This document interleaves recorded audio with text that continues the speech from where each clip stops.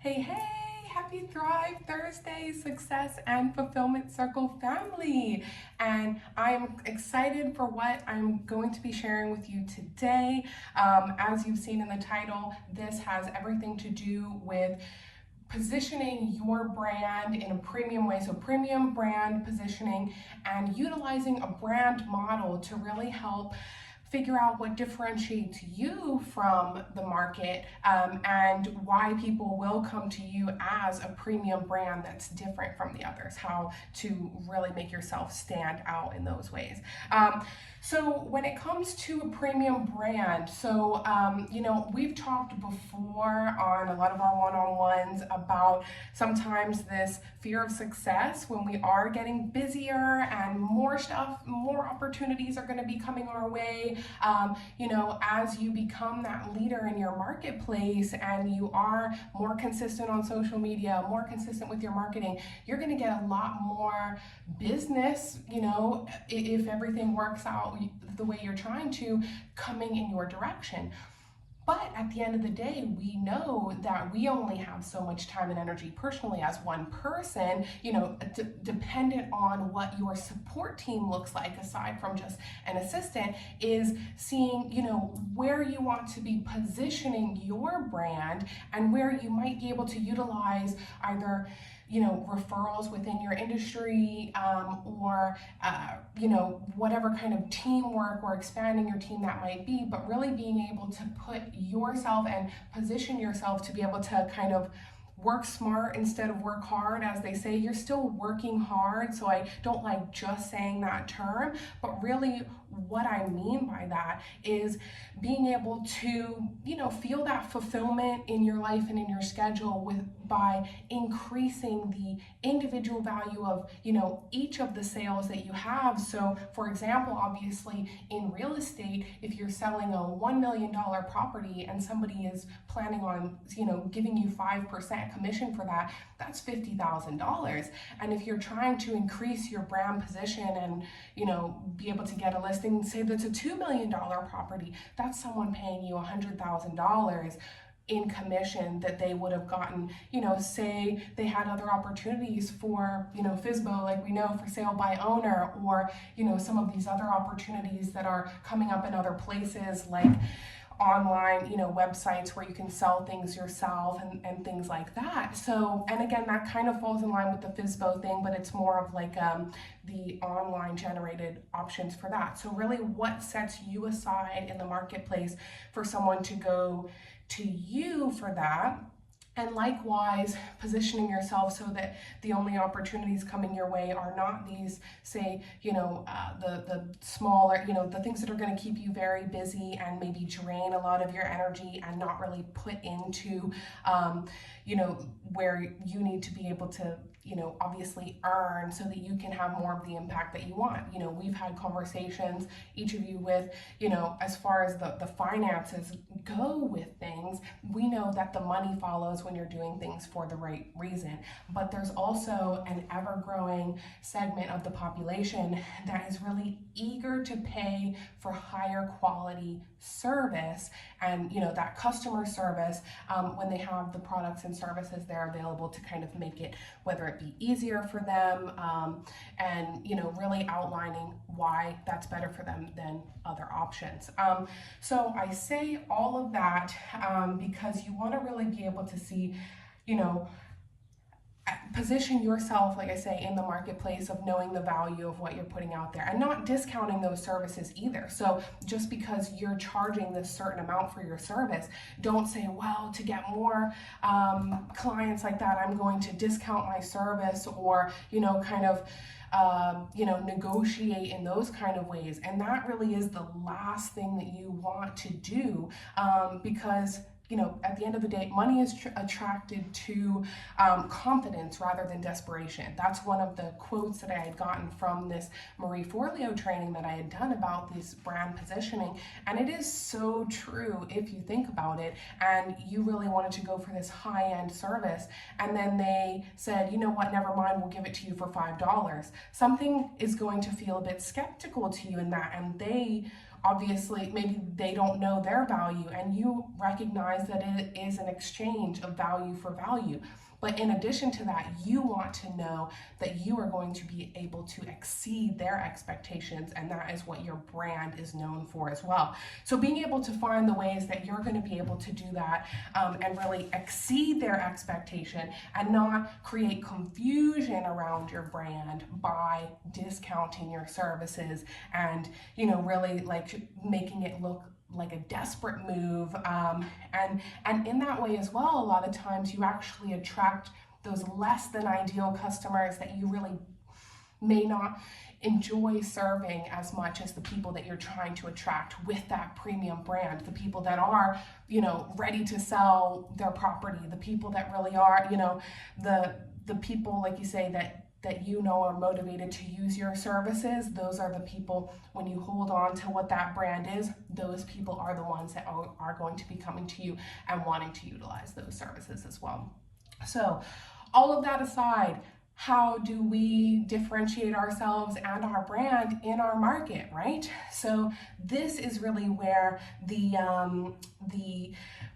brand model can really come into play and help. So what do I mean by brand model? So this is something, it's very simple, and a lot of times we do this where we compare things possibly within our industry and we look at other maybe companies in our industry. That's the part that we want to actually avoid. We are not trying to become another segment of our business. The way that we differentiate ourselves is see what makes us unique in our own business and what really lights us up in that, and what we actually appreciate in services that we consume, and bringing that into our industry, because it may be something that others are not even looking at because they're not looking at it from this kind of point of view.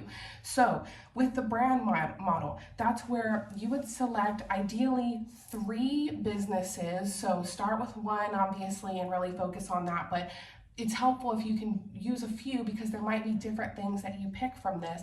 And this can be restaurants, this can be travel booking website, or this can be your favorite cafe, like whatever these 3 businesses or brands are that you regularly go back to. And why is that? So for example, like one of the things, like I say, in the training that I was at, that I found pretty funny was this: you want to be expensivebutworthit.com. Well, what sets that website apart? Expensivebutworthit.com, right? Why are people going to go towards that brand? That is really differentiating the Starbucks versus the Dunkin' Donuts, right? So they have, and it doesn't mean that one is better than the other in any way. They just know their clients, know the people that they're speaking to, and they attract those particular companies, those particular customers, because that's what their company is portraying in their marketing. And it works for everyone, as far as the sense of you've got happy customers because you're attracting the right people with your services as well, that you're able then to completely thrive at and excel for that select client base that you have selected already, that you're going to be able to serve best with what sets your business apart, right? So once you've selected your brands, at that point, then that's where you're going to be able to pull from that, what sets that brand apart? Why do you keep going back to that? Why? So for me, for example, an example that I'm going to use is like Kiwi.com is a booking website that I use, and an app that I use regularly for booking my trips and flights and hotels, and sometimes excursions and activities as well. So why is that one that I go back to regularly, when a lot of times, what you could actually do as well is look up the flight on those sites and then go directly to the airline website and sometimes get that flight cheaper by booking directly? Why do I pay a little bit of a premium to book on this website sometimes to be able to have that as a package deal? Well, for me, it's the value that I know that I receive value of it all being booked under one. I'm able to purchase travel insurance with them. I'm I know I like the look of their website. It's friendly, it's fun. They sometimes will suggest excursions, knowing things that I've booked in the past. So, it's creative, it's global, it's simple but impactful, and like I say, it's reliable. It's not always the cheapest, but it still has a very good value, so it's not like completely skewed on price that it's like overcharging me in any way. I feel like I absolutely get value from what I'm paying for. And in that, how does it position them in the market? Trying to kind of look at the comparisons of, where does that fall, in the overall market. It may not be number one or top of what everybody uses, but it's very reliable. It is international. They have a select client base, I would say, of the young travelers and maybe nomads a lot of times, where you can actually, it's a very customized experience where you can book, you can select which cities you'd like to go through if you're doing multiple cities and things like that. So again, this is just an example of one particular brand that I chose. You will want to go through different brands that impact you in different ways and really see what pulls you to utilize that brand regularly. And like I say, choose a brand that is a company and brand that is completely separate from your industry. So like I say, your favorite airline or your favorite restaurant chain, or whatever that might be. And like I say, see what really pulls you in that. And that's where, like I say, you're going to be able to see how you can bring that and embody that in your own business, right? So that's really the end goal of this exercise. And with that, how are you going to, with what you've taken from that, how are you going to create an extremely one-of-a-kind experience that, even if you're not completely the cheapest or most inexpensive to deal with, in your industry, or someone could be doing that themselves possibly, why would they then decide to utilize your service? Well, this is one of a kind. This is something, like I say, going back to real estate, for example, how are you positioning yourself and delivering a higher level of service? So with that, once you've positioned yourself in that way, you actually have put your hand up to say, I deliver high-end service. I do go above and beyond, and it actually lights something up inside of you. It should, to make you really deliver a higher level of service, because you've already stated that that's something that you are committed to doing as you serve your clients, right? So, like I say, in real estate, that could be surprising and delighting your customers with being ahead of the game when it comes to reminders, follow-ups. It can be closing anniversaries, like the fun stuff after the fact as well, not even just through the process, but even in the process when you're going through, the closing. Is it not just following up on the closing date, but making sure that all of the service providers are switched over, like the electricity, or, is it asking how their pets are going to handle the move, and if they've thought about what that looks like with the change with fencing or anything like that, like these little kind of things. And you can have your own little checklist on the side of what you do for this, obviously, to implement this in your business. But really, it's differentiating yourself in the market from how you can show that you care more in your industry, and how you position yourself with that premium brand, how, like I say, that differentiates you. And like I say, when you're going through this brand model, I found it really helpful, inspiring to really see how you can take that and bring that into different industries. So it's fun to look at what has pulled you towards certain brands in a completely different industry, and pull those things in a way that people may have never thought about into your own industry and your own community. And that will not only set you apart completely, but could completely shift how, your industry does do business in certain ways in a more positive way sometimes. And you being the leader in that in your industry, which is amazing. So, some other like points that you can look at when you're looking at these brand models, like these different things that you can incorporate into your business is kind of like the emotion levels that you feel when using them, what visuals they have and that they use that kind of pull you towards it. Do they have a user-friendly website, and is it, warm colors? What is it that pulls you to these different brands? What is the pricing like? Like I say, is it the cheapest? Is it more expensive, but they add different kinds of value? Because that, when we're talking about not discounting our services as well, rather than ever discount, what you should always do is continue to see where you can add value. Like I say, don't discount the service, just continue to add to what your offer is and what you are bringing to the table and how you can exceed those expectations, and know that if you're charging a certain amount, you are giving 10 times that amount in service, right?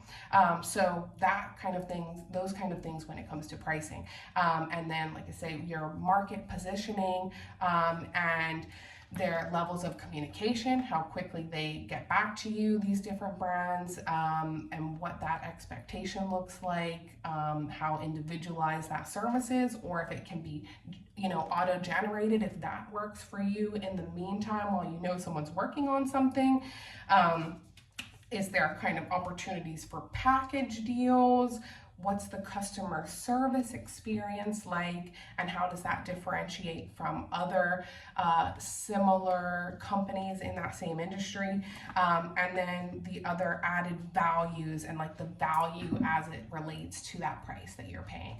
So again, it doesn't have to end with that list specifically, but those are some very good points to really start with and look at and see if you can pull any of these things in your own, for your own personal brand, and how that positions you to be able to be the high-end premium, completely different brand that you want to be in your marketplace, because we are not trying to mimic anyone else in our industry. We are really trying to differentiate ourselves in our particular market and draw those customers towards us, that they know that they want to be working with us. And we want customers that are, ready to be working with us and want to be working with us as well. It's a more fulfilling experience for everybody involved, and it's sustainable in that way, right? And that's where you really get that premium, successful, fulfilling brand positioning that you're looking for. Okay, guys, so I really hope that was helpful. I'm really curious to hear what other premium brands and brand models that you were looking at when really thinking about what might work for your business. So please, send me a message or put in the comments, like, what brands were you looking at when you're looking to kind of model some of these particular things and bring them into your own business and your industry? I'm super curious to hear. All right, guys, enjoy the rest of your day, and I can't wait to talk to you soon.